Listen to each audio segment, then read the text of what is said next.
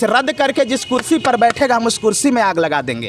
ये राज्यपाल का आदेश को कौन रद्द कर सकता है? हम लोग मौत को मंजूर कर लेंगे, विज्ञापन को खारिज मंजूर नहीं करेंगे। शिक्षा मंत्री को तो शिक्षा का तो एकदम समझ ही नहीं है। नमस्कार, आदाब, सत श्री अकाल। लाइव नेशन 7 में आपका स्वागत है। मैं शादाब मलिक।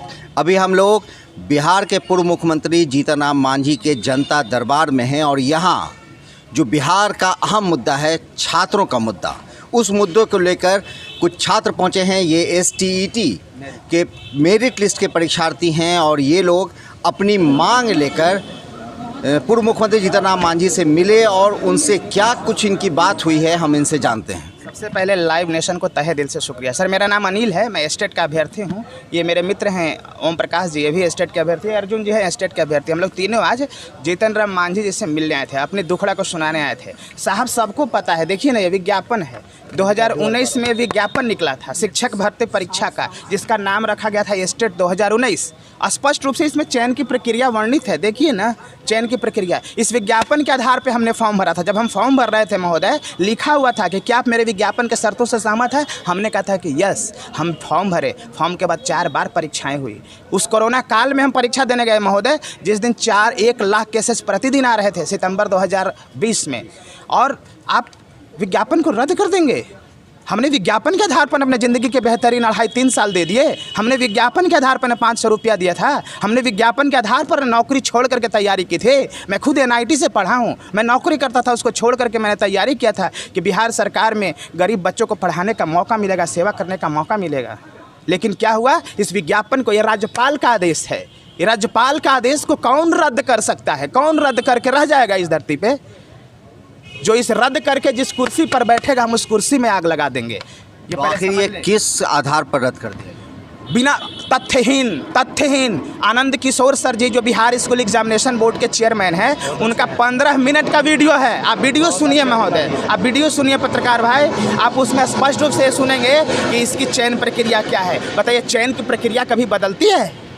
चयन की प्रक्रिया कभी नहीं बदलता ना। आप इसका तरीका बदल सकते हैं कि 2 महीना टाइम ज़्यादा लगेगा, कम लगेगा, सैलरी में कुछ कम कर सकते हैं, अधिक कर सकते हैं, आपका अपॉइंटमेंट अभी नहीं 6 महीना के बाद होगा। ये सब अलग सा बात है कि फाइनेंशियल क्रंच है, समस्या है, लेकिन आप उसके पूरे चरित्र को बदल देंगे? इतनी कुव्वत! हमने ऐलान कर दिया है कि इस राज्य में, बिहार में विधान और विचार सिर्फ बापू का चलेगा और बाबा साहब अम्बेडकर का चलेगा। कोई विधान और विचार अपना नहीं चला सकता, कुचल देंगे उसको। तो आप लोग जो आंदोलन कर रहे हैं, उस आंदोलन में आपको सहयोग मिल रहा है? सरकार, हम लोग 30,675 अभ्यर्थी है, हम लोग सब डेडिकेटेड है। हमने तय कर लिया है कि अगर मौत और इस विज्ञापन को खारिज में अगर मौका मिलेगा, हम लोग मौत को मंजूर कर लेंगे, विज्ञापन को खारिज मंजूर नहीं करेंगे। ये मंत्री जी जो है ना, हमको स्टेट का परिभाषा बताते हैं, हमसे स्टेट का परिभाषा बताते हैं। मैं NIT से पढ़ा हूँ, पढ़ाई लिखाई में कोई दिक्कत नहीं है। तीनों लोग ज़बरदस्त पढ़े लिखे +2 के क्वालिफाइड टीचर हैं हम लोग। हम लोगों को वो ना समझे। हम लोग वो 30,675 जो अभ्यर्थी हैं महोदय, हम लोग कोई संत माइकल में पढ़ाता है, कोई पटना सेंट्रल में पढ़ाता है, डॉन बॉस्को और जेवियर में पढ़ाता है, कोई DU BHU JNU से पढ़ा हुआ है, कोई IIT NIT से पढ़ा हुआ है, कोई TCS एसेंचर और इन्फोसिस में काम करने वाले लोग, हाईली प्रोफाइल जो लोग हैं ना, वो लोग 30,675 में। आप उनके साथ आप धोखाबाजी करेंगे? आप हमें संविधान बताएंगे? आप विज्ञापन को रद्द करेंगे? विज्ञापन को रद्द करने का अधिकार किसी को नहीं। आप लोगों की बात जो अभी हुई पूर्व मुख्यमंत्री जीतन राम मांझी से, उन्होंने क्या कहा? उन्होंने यहाँ पे कमेंट किया है, सेक्रेटरी से कहा है कि जा करके आप मिलिए, अपने विचार को रखिए। मैंने उनको बोल दिया है आपको मिलेंगे। हमने उनको बोला कि हम सचिवालय में अगर मंत्री से मिलने जाते हैं, सेक्रेटरी संजय कुमार से मिले, उस सबको खदेड़ देते हैं। एक दिन कोई न्यूज़ चैनल वाला पूछा ना, उसको खदेड़ दिया गया। तो हिटलर माने अफगानिस्तान वाला ना मुल्ला बरादर है। अगर वो जान जाए कि हमारे बिहार में हमरो गुरु बैठा हुआ है, वो शर्मा जाए। शिक्षा मंत्री को तो खैर ये भी पता नहीं है कि हमारे बिहार में जो है कितने तरह का शिक्षा संचालन व्यवस्था होता है, क्योंकि जब उनको ये पता होता, वो इतने पढ़े लिखे होते तो मेरिट का सम्मान करते हैं। उनके घर में भी उनके बच्चे, उनके रिश्तेदार कभी पढ़ के किसी प्रतियोगिता परीक्षा में मेरिट में आए होंगे, तो मेरिट का मतलब ही समझते हैं कि किसी भी परीक्षा का जो होता है अंतिम पैमाना होता है। हम लोग STET 2019-2020 में कोरोना काल में हम लोगों ने STET की परीक्षा पास करके आया। सरकार ने हम लोग को मेरिट में लाया 30,675 जो डिजर्विंग कैंडिडेट है। और हम लोग जब नौकरी लेने की बात है सरकार, तो सरकार ने मूल विज्ञापन को ही छेड़छाड़ कर दिया।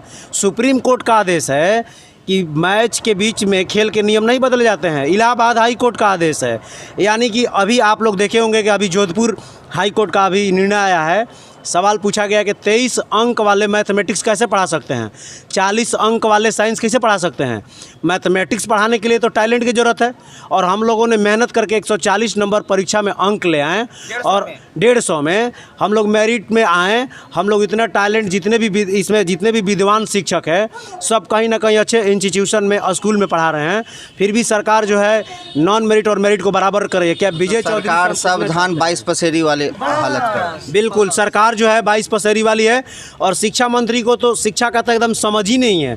हम लोग समझते थे कि ये बहुत अच्छे प्रशासक हैं, सरकार में बहुत दिनों तक रहे तो इन्हें अनुभव है, लेकिन शिक्षा के क्षेत्र में इनको थोड़ा सा भी अनुभव नहीं है। मांझी जी से जो भी आप मिले तो मतलब आप लोगों को कैसा लगा? अभी आप लोग जो आंदोलन कर रहे हैं उसमें तेज प्रताप यादव भी आए थे, और अभी आप जीतन राम मांझी से मिले, ये तो सरकार के घटक हैं, ये एनडीए का एक अहम हिस्सा है। बिल्कुल बिल्कुल, मांझी जी एक वरिष्ठ और अपने संवैधानिक तरीके से चलाने वाले बिहार के सबसे बुजुर्ग और अच्छे मुख्यमंत्री रहे हैं, और उम्मीद है कि हमारे मुद्दे को बहुत अच्छे तरीके से विधानसभा के अंदर उठाएंगे जब विधानसभा सत्र चलेगी। और ऐसे भी इन्होंने कहा है कि आप फिलहाल शिक्षा सेक्रेटरी से जाकर के मिल लीजिए, और मैं शिक्षा मंत्री जी से इस पर बात करूंगा। मुझे पूर्ण भरोसा है, और इसलिए हम लोग आए हैं यहाँ पर। विगत 5 सितंबर को मैंने धरना स्थल पर था, वहाँ तेज प्रताप यादव जी का भी समर्थन हम लोगों को मिला है। तो विपक्ष और पक्ष जो सरकार की एक पहलू है, इस पहलू के 2 सिक्के जब एक साथ चले आएंगे तो सिक्का तेज़ी के साथ रन करेगी। उम्मीद है हमें दोनों लोगों से कि हमारे इस मुद्दे को ज़बरदस्त तरीके से उठाया जाएगा। हम मेरिट वाले अभ्यर्थी हैं।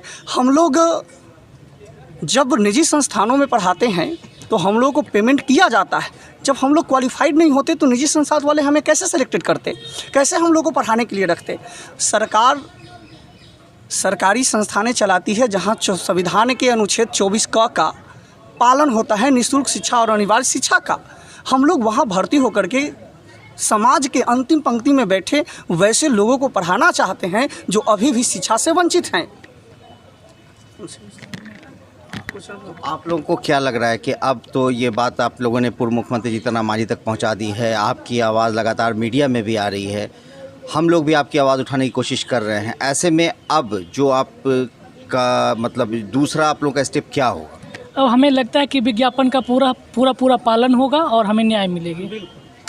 तो अब देखा आपने कि किस तरह से ये एसटीटी के छात्र, इन्होंने ये अभ्यर्थी थे, ये लोग क्वालिफाइड हैं, मतलब जो मेरिट लिस्ट में आए हुए अभ्यर्थी हैं। इन्होंने पूर्व मुख्यमंत्री से मुलाकात की और अब इन्हें उम्मीद है कि जीतन राम मांझी इनके लिए आवाज़ उठाएंगे, वो इनकी आवाज़ सरकार तक पहुंचाएंगे और मुख्यमंत्री नीतीश कुमार तक ये आवाज़ पहुंचेगी। साथ ही और ये भी इनकी उम्मीद है कि शिक्षा मंत्री से वो बात करेंगे और इन सब के बाद एसटीईटी के छात्रों का क्या होगा, क्या इनकी भर्ती हो जाएगी, सरकार इन्हें नियुक्ति पत्र दे देगी, इन सारी बातों का इंतज़ार है। क्योंकि अब जीतन राम मांझी ने इन्हें शिक्षा मंत्री से वो खुद बात करने का आश्वासन दिया है, साथ ही शिक्षा जो सचिव हैं उनसे मिलने के लिए इन्हें एक लेटर भी दिया है। इस तरह की खबरों को हम आपको लगातार अपडेट करते रहेंगे और बिहार का जो मुद्दा है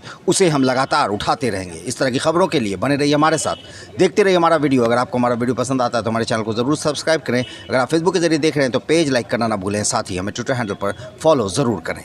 धन्यवाद।